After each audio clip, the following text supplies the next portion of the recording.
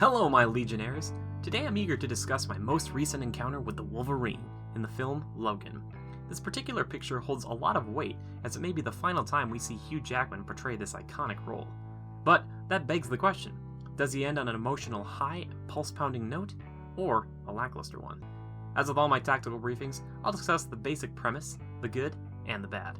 Also, this is as spoiler-free as I can make it. The year is 2029, and mutants have nearly been eradicated.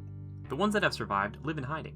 Logan himself, along with Caliban, reside in Texas as they care for Professor Charles Xavier. More recently, the once headmaster of Xavier's School for Gifted Youngsters has started losing control of his powers. Logan's answer to this is to build up enough cash to buy a boat and live on the ocean where he and his old mentor can live in peace. To obtain the funds to do this, he picks up work as a chauffeur. During work one day, he comes across a woman and a young girl named Laura.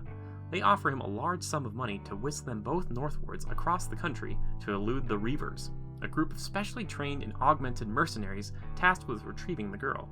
Now, it's up to a weakened Logan to decide what's more important, protecting Charles and maintaining his secrecy, or shepherding this fledgling mutant across America. Let's start with all the things that are great about the movie. First off, Hugh Jackman's portrayal of the Wolverine is the most violent and crass we've ever seen him before, and it's spectacular.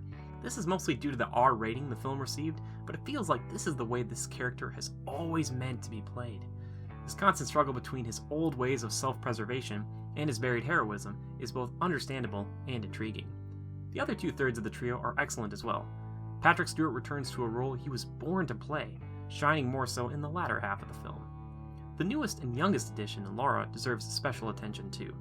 Not only can she play a terrifying and silent companion, but also delivers on the film's more emotional scenes too. The three of them play off each other very well, and I'd be content just watching them travel across the country in another 2 films. Highlighting this are expertly parceled out moments of levity and humor. These instances never overstay their welcome, and are even more rewarding for longtime fans of the X-Men films. Unlike many superhero outings that seem to follow a certain formula, Logan branches off in an entirely different direction and ends up feeling more like a modern-day Western, which I appreciated. Finally, I want to talk about the violence. Never have we seen Wolverine so untethered and unhinged as we do in this film. Every time I saw a new batch of bad guys, all I could think is, oh boy, another batch of fodder for Logan. The fighting is brutal, visceral, and ruthless in the best way possible. Although this film does so many things very well, there are still a few minor issues with it. Firstly, the villains. There are roughly 3 main antagonists, and all are pretty straightforward and dull. The last one in particular was pretty frustrating due to how underwhelming it truly was. If only they could have gotten Liev Schreiber back to reprise his role as Sabretooth, but I digress. Another issue the film tends to suffer from is that it occasionally drags on at parts. The film's pace and slow burn style can be somewhat off-putting at times. On the other hand, the action is shot in such a way that it can be difficult to tell who's been slashed and where. This problem persists mainly in the night fight scenes, but it can hinder all the spectacular violence.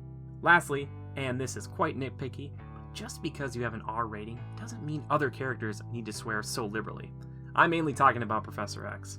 I realize that this is an old, disheveled, and frustrated take on the character, but to hear him curse so frequently seems to fly in the face of who he is at his core. He still has a few redeeming segments, but his ramblings can be quite jarring at times.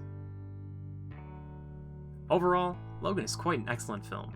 The stellar cast, the gratuitous violence, and departure from a typical superhero plot make it stand out from the rest. Although it has some lackluster villains and tends to abuse its R rating, Logan is an excellent example of how to explore a hero by allowing him to be completely unleashed. Agree with my review? Come on. Not okay! Let me know in the comments below. Also, thanks to all the Legionnaires who dropped by to hear my thoughts on the picture. If you want to join the Legion today, feel free to like and subscribe to join our ranks. If you've already signed up, share this review with a buddy. If you're looking for more Logan goodness, then check out our latest meditation video where I talk about the future of Wolverine and feature artwork by the one and only Your Nevers. If you're looking for an even more in-depth analysis of the picture, then check out this week's Critical Podcast, where Joe and I will be dissecting the film even further. Thanks for dropping by, and remember to adapt and overcome.